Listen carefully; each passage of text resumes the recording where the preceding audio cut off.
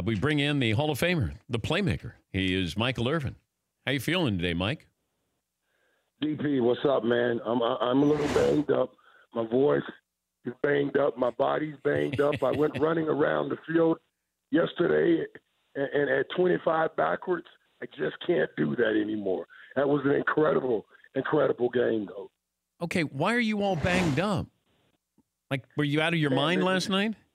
I was out of my freaking mind. I was out of my in the roller coaster. You know, we had that Monday night game a couple weeks ago was great. You know, it was great. But that game last night was great. And, I mean, I was out of my freaking mind. I with every play, it was I don't think I've ever seen a defensive performance like that ever, let alone saying it's the best one I've seen from the Dallas Cowboys. When we think about what that team was doing, what New Orleans had been doing all year to everybody, been watching everybody, and then to come out and Dallas to play that kind of a game to give themselves a chance to win was just flat out incredible, man. So, yeah, I went running along there. I was shaking everybody's hands, slapping hands in the stands, and I think I might have broken a couple of those people's hands because they was like, they started pulling back like, no, we don't want you touching our hands anymore, Michael. But I was just so hyped, man. It was an incredible game. Okay, are you looking at this team now as a more defensive team, or are they still an offensive team in your mind? Well, when you put on that kind of a performance on defense, and right now in a league that we're talking about, where is the defense? You know, Dallas put up and said, hey, they raised their hand and said, we're the best defense in the NFL. I want to tell anybody, show me anybody that played a better defensive game this year than the game you saw last night from the Dallas Cowboys. So, hey, right now, as young as they are on offense, they're very young on defense too. I will say right now, the catalyst for this team is defense, but it still has to go to Zeke Elliott. You know, they still have to be able to run the ball, and they did that last night to hold on time of possession. Now, if you let Drew Brees get you with time of possession, he has the ball 30, 35 minutes. I don't care how good that defense is. He's going to find a way to get to the end zone. But the time of possession was like 37-23 last night in favor of Dallas.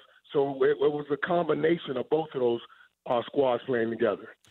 Yeah, but now it looks like, and it feels like the expectation level just went through the roof, that now it's Super Bowl or bust for this Dallas team. Is that a fair expectation level? Yeah, well, it's always a high expectation with the Cowboys, and absolutely that I believe that's fair. You know, you bring in Amari Cooper, and I said this last night, Dan. Amari Cooper got you to the top of the division. That game last night, you playing this game last night. That game got you to the top of the conference because everybody. And I'm sure everybody on your show, because everybody on every other show had the Saints as the top team in the NFL, especially after they beat the Rams and the Cowboys went in and beat the Saints. So that puts them, they should have those kinds of expectations. What's your biggest concern with the Cowboys moving forward? The consistency on offense, you know, and the growth that they still need there. There are a couple plays. You know, that Dak you can't fumble that ball in that spot late in the game. You got to at least go get 3 and make Drew get 7 points. And then remember that play down the sideline to Michael Gallup. Man, you make that play, and we're talking from an offensive standpoint that they sealed the game offensively. But I love the fact that they came out and sealed it defensively against that team, against the Saints, where everybody's talking about Drew Brees, and he was, and he still is. It's just, you know, last night wasn't his night, where Drew Brees is playing the best quarterback that we may have ever seen at the quarterback position until he ran into them boys last night. He ran into those boys. Are you all in on Dak Prescott?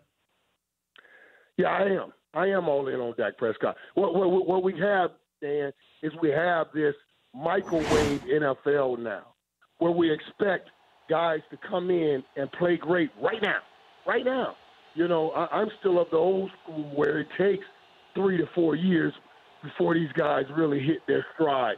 But since we've had success with changing of these offenses and making them more palatable for these young guys, we're expecting the microwave system of guys becoming great right away. So, yeah, Dak has some improvement to do, to be doing, but I am all in on Dak Prescott. I love this kid. All right, rest your voice, rest your body. You gotta take it one game at a time. All right. Yeah, Dan, I tell you though, this fan stuff, it's just more difficult than the playing stuff.